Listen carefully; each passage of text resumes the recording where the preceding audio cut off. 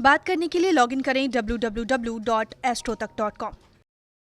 भगवान राम और माता सीता को शिव और पार्वती के बाद सबसे आदर्श युगल माना जाता है।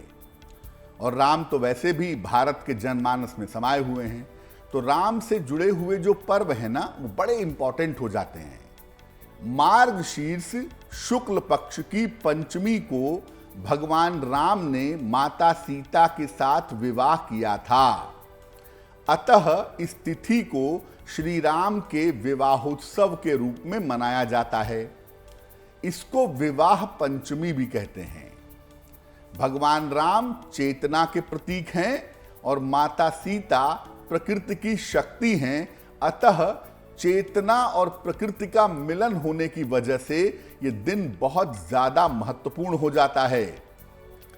इस दिन भगवान राम और माता सीता के विवाह का कार्यक्रम लोग अपने घर पर करते हैं। भगवान राम और माता सीता का विवाह करवाते हैं और ऐसा करवाना बहुत शुभ और बहुत पवित्र माना जाता है। इस बार विवाह पंचमी का जो अवसर है वो 8 दिसंबर को है, तो 8 दिसंबर को हम सबको भगवान राम और माता सीता की पूजा करनी चाहिए। देखिए, विवाह पंचमी भगवान राम के विवाह का महापर्व है और ऐसा संयोग होता है ग्रहों का जिसकी वजह से आपको विवाह पंचमी पर बहुत सारे वरदान मिल सकते हैं। अगर आपकी शादी नहीं हो पा रही है, विवाह होने में अगर बाधा आ रही है, तो ये समस्या विवाह पंचमी पर उपायों से दूर हो सकती है। विवाह पंचमी पर आपको मनचाहे विवाह का वरदान भी मिल सकता है। और अगर आपकी शादी हो गई है, आपके वैवाहिक जीवन में दिक्कतें आ रही हैं, तो वैवाहिक जीवन की समस्याओं का अंत भी हो जाएगा। विवाह पंचमी के दिन भगवान राम और माता सीता की अगर एक साथ पूजा की जाए तो विवाह होने में आ रही बाधाओं का नाश होता है। विवाह पंचमी के दिन बाल कांड में भगवान राम और माता सीता के विवाह का जो प्रसंग है, रामचरितमानस के बाल कांड में जहां पर लिखा है भगवान राम और सीता के विवाह का वर्णन, अगर आप उस प्रसंग का पाठ करते हैं तो बड़ा शुभ होता है।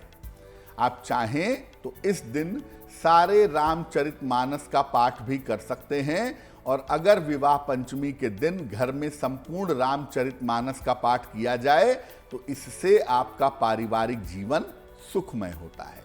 मार्गशीर्ष पंचमी को भगवान राम और माता सीता के विवाह का पर्व बहुत धूमधाम से मनाया जाता है। खासतौर से अयोध्या में इस अवसर पर विशेष आयोजन किए जाते हैं और घर घर में भगवान राम और माता सीता के विवाह का आयोजन होता है। कैसे किया जाता है, कैसे करना चाहिए? प्रातःकाल स्नान करके श्री राम विवाह का संकल्प लें। स्नान करके विवाह के कार्यक्रम का आरंभ करें। भगवान राम और माता सीता के अलग अलग मूर्तियों की या चित्र की स्थापना करें। भगवान राम को पीले और माता सीता को लाल वस्त्र अर्पित करें। या तो इनके समक्ष बाल कांड में स्थित विवाह प्रसंग का पाठ करें। प्रमुदित मुनिन भावरी फेरी, नेग सहित सब रीति निवेरी, राम सिया सिर सेंदूर देही, शोभा कहीं न जाहि विधि केही। ये बाल कांड में जब भगवान राम सिंदूर दान करते हैं उस समय के प्रसंग का एक दोहा है। तो इस पूरे प्रसंग का पाठ करें, या अगर नहीं पढ़ पाते तो आप ओम जानकी वल्लभाय नमः, ओम जानकी वल्लभाय नमः इस मंत्र का जप करें। और इसके बाद माता सीता और भगवान राम को जो आपने वस्त्र अर्पित किया था उस वस्त्र को आपस में गांठ बांध दें, गठबंधन कर दें। इसके बाद उनकी आरती करें, भोग प्रसाद को लोगों में बांटें और जो गांठ लगे हुए वस्त्र हैं उनको खोलेंगे नहीं, उसको अगले वर्ष तक अपने पास सुरक्षित रख लेंगे। ये सबसे सरल तरीका होगा भगवान राम और माता सीता के विवाह के पर्व को मनाने का।